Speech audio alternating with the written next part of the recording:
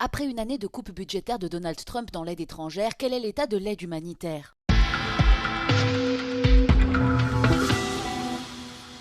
Le financement humanitaire est en baisse depuis 2023, ce qui montre à quel point il est vulnérable aux aléas politiques du moment.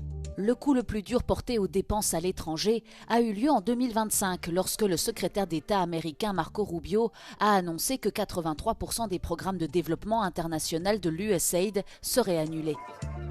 La situation est pareille partout dans le monde. Entre 2025 et 2026, le financement humanitaire mondial a chuté, passant d'environ 23,97 milliards d'euros à 7,34 milliards d'euros selon les dernières données du Financial Tracking Service. Le Haut Commissariat des Nations Unies pour les réfugiés et le Programme alimentaire mondial sont les principales organisations à recevoir le plus de fonds en 2026.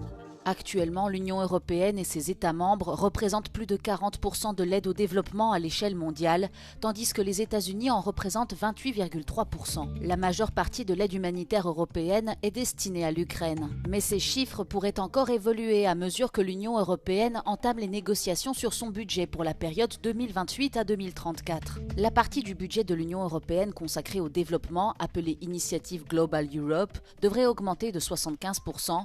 Une grande partie sera consacrée à l'Ukraine, mais aussi à d'autres pays en passe d'adhérer à l'Union européenne.